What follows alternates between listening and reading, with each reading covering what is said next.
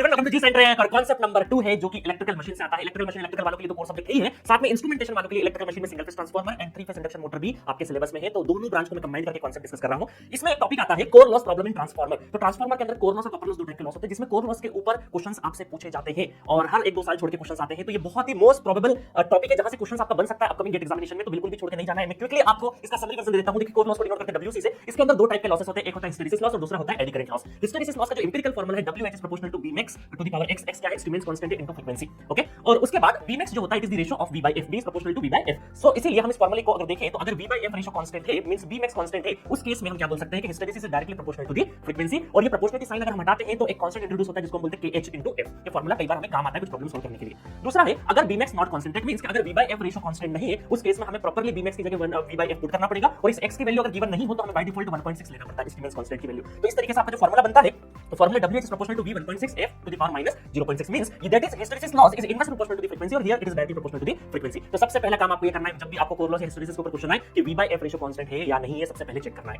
दूसरा आता है इसका segment eddy current loss. Eddy current loss is proportional to voltage square, supply voltage के स्क्वायर प्रोपोर्शनल होता है। अगर हम इस फार्मूले पे जाएं Vmax is proportional to V by F तो V into F दोनों को मल्टीप्लाई हो जाएगा, तो यहां पर Vmax का whole square into F square हो जाएगा। इसके बाद वापस वही कहानी, अगर V by F ratio constant है आपका तो इसका मतलब क्या है कि V कांस्टेंट है तो W proportional to F square और प्रोपोर्शनलिटी साइन हटेगा तो K इंट्रोड्यूस होगा into F स्क्वायर। बट इसका कतई ये मतलब नहीं है कि eddy current is depend on the frequency. कभी भी eddy current is independent to the frequency. इसका आंसर मैं ऑलरेडी फुल कोर्स में दे चुका हूं, ठीक है। फार्मूला देख के चीजें मत बता देना। दूसरा है इफ Vmax नॉट कांस्टेंट, अगर नॉट कांस्टेंट है आपका तो इसका मतलब क्या है कि आपको जब कांस्टेंट नहीं है तो वापस अपने ओरिजिनल फार्मूले पे चले जाओ V स्क्वायर, सप्लाई वोल्टेज का होल स्क्वायर, सिंपल सा आप चले जाइए, ठीक है। तो आपको एडी करंट में अगर सप्लाई वोल्टेज का वेरिएशन है तो डायरेक्टली यही फार्मूला ध्यान रखना है। अगर सप्लाई वोल्टेज गिवन नहीं, वोल्टेज की चर्चा नहीं है तो हम फ्रीक्वेंसी के ऊपर जाएंगे। अदरवाइज ये इस तरीके से आपको प्रॉब्लम हैंडल करना है। अब देखिए क्या होता है, कई बार कंबाइन दोनों का core loss equal to that is the hysteresis part और that is the eddy current loss part, इन दोनों को कॉम्बिनेशन करके फार्मूले से कई बार हमें प्रॉब्लम पूछी जाती है कि इस एक फ्रीक्वेंसी पे आपको कोर लॉस दे देंगे, फिर किसी और फ्रीक्वेंसी पे आपको कुछ स्कोर लॉस दे देंगे और थर्ड फ्रीक्वेंसी पे आपको हो सकता है कोर लॉस निकालने को आए। और ये एकदम पैटर्न क्वेश्चन से कई बार आया हुआ क्वेश्चन से, तो आपको इस तरीके से पूरा कोर लॉस का कहानी खत्म होता है। हालांकि एक चीज और होती है, हिस्टैरिसीस लॉस में वॉल्यूम का मल्टीप्लाई होता है, वॉल्यूम ऑफ आयरन पे भी डिपेंड करता है और आपका जो एडी करंट है वो थिकनेस स्क्वायर पे भी डिपेंड करता है। मींस ये प्रोपोर्शनलिटी इसके साथ में अपन T स्क्वायर लगा देते हैं और इधर V लगा देते हैं, V फॉर वॉल्यूम और लेमिनेशन थिकनेस का T स्क्वायर। एक और बनता है कभी-कभी थिकनेस से वेरिएशन, वैसे हालांकि गेट में बहुत ज्यादा थिकनेस के ऊपर नहीं आता, ना ही वॉल्यूम के ऊपर आता है, बट आपको पता होना चाहिए, ठीक है। और हिस्टैरिसीस लॉस क्या प्योर मैग्नेटिक प्रॉपर्टी है, आपकी प्योर मैग्नेटिक प्रॉपर्टी है मैग्नेटिक मटेरियल की, और AD current loss pure electrical property है मैग्नेटिक मटेरियल की। इन चीजों का ध्यान रखना है। अच्छा, एडी करंट को हम रिड्यूस कैसे करते हैं? CRGOs यूज करके, हाई परमेबल मटेरियल यूज करके कोर में, तो हम एडी करंट को रिड्यूस कर सकते हैं। जीरो तो कर ही नहीं सकते। और एडी करंट को हम रिड्यूस कैसे करते हैं? या तो सिलिकॉन ऐड करते हैं 3 से 4% या फिर हम लेमिनेशंस करते हैं, दोनों ही तरीके हैं। उससे हम क्या करते हैं, एडी करंट लॉस को रिड्यूस करते हैं। अब देखिए कुछ प्रॉब्लम्स आपको देखने को मिलेंगे इस तरीके के single phase transformer total iron loss दे रखे हैं आपको, at nominal voltage and frequency, total iron loss, other frequency, nominal voltage, stress loss, eddy current loss आपको निकालने। मतलब यहां पर देखो आयरन लॉस मतलब कोर लॉस का मतलब आयरन लॉस भी होता है। इस कोर लॉस को 2-3 नाम से जानते हैं, आयरन लॉस भी जानते हैं और